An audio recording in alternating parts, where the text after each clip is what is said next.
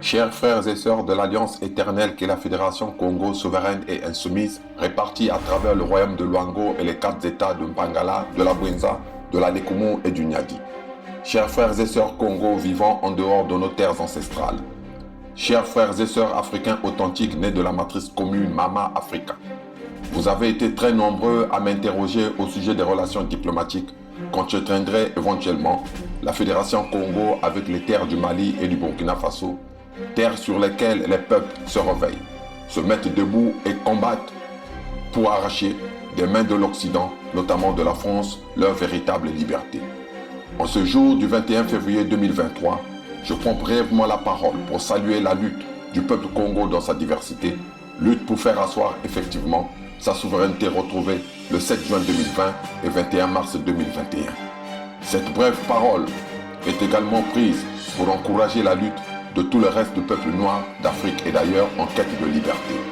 Je dois dire qu'en dehors des démarches, telles que celles concernant l'acquisition du matériel de guerre nécessaire pour la conquête de notre liberté et la défense de nos territoires, qui exige un secret absolu, le peuple d'Afrique doit désormais être mis au courant en temps réel des décisions prises par ses dirigeants, car nous sommes à l'ère d'Internet et de la télévision portable sur téléphone. Je profite donc de mes salutations de ce mardi pour faire volontairement une entorse aux règles diplomatiques habituelles en demandant publiquement en ce jour, à travers la présente allocution, aux autorités des contrées ancestrales frères et amis du Mali et du Burkina Faso de bien vouloir accorder une audience à la délégation du Conseil fédéral Congo disposée à effectuer le déplacement pour Bamako et Ouagadougou. Peuple du Mali et du Burkina Faso, chers frères Assimi Goïta et Ibrahim Traoré, la balle est dans votre camp. Puisque nos peuples respectifs le demandent et que l'urgence de la protection de nos terres l'exige, devant Nzambian Pongo, le Dieu créateur vivant,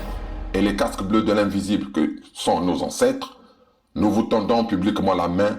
et par conséquent attendons votre invitation afin de vous réitérer de vive voix et sous le regard heureux de notre peuple uni, la démarche de la Fédération Congo souveraine et insoumise qui a consisté à annuler les traités ancestraux passés avec les peuples venus d'ailleurs, venus de l'extérieur de notre continent mère et aîné de tous les autres continents. En effet, il sied que l'ensemble du peuple africain comprenne bien la démarche du 55e pays d'Afrique qui est la Fédération Congo pour se mettre véritablement en action et pour aboutir à une liberté définitive. Ce 55e pays d'Afrique qui, en réalité, correspond au premier pays juridiquement et spirituellement libre du continent noir, continent qui, comme nous le savons tous, est le berceau de l'humanité. En effet, premier pays juridiquement et spirituellement libre, car à travers le nombre 55, nous constatons la double présence du chiffre 5. Pour les éclairer, l'addition de ces deux derniers fait 10, et ce 10 ne correspond à ni plus ni moins au chiffre 1, car nous lui soustrayons naturellement son 0. La dite Fédération Congo est de nos jours le seul pays d'Afrique constitué par l'expression de la volonté propre du peuple Congo dans sa diversité, ce dernier ayant voulu que son avenir ressemble plus à son passé glorieux qu'à son présent rendu honteux par les coupeurs de tête occidentaux et épaulé par les nègres de maison comme Sassou et Ouattara. Cette mise sur pied du nouveau pays phare, situé en plein cœur même de notre Afrique, en terre Congo, n'aurait jamais vu le jour sans l'abolition sur tous les territoires qui le composent de tous les traités ancestraux passés avec la France et l'Occident de 1880 à 1884, avant le partage sauvage de l'Afrique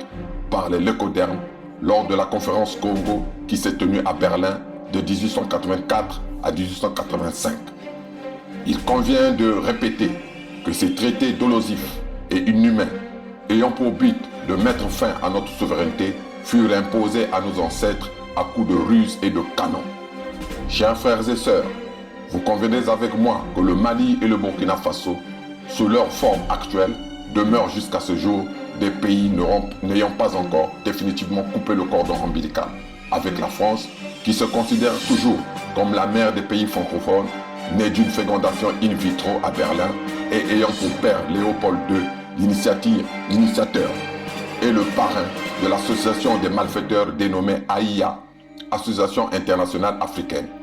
Chers frères et sœurs, Les Européens ont divisé les Africains et ont partagé l'Afrique sans les Africains. Maintenant, il revient aux Africains eux-mêmes de réunir les Africains et de se fédérer et de fédérer leur territoire d'Afrique. Mais pour cela, un préalable s'impose, l'annulation des traités ancestraux passés avec les Occidentaux, notamment avec la France, conduisant de facto à la réinitialisation de l'horloge du temps, permettant le retour de Dieu créateur premier en Afrique pour le bien de tous les Africains et partant le bien-être de toute l'humanité. Pour réparer l'homme, où qu'il soit,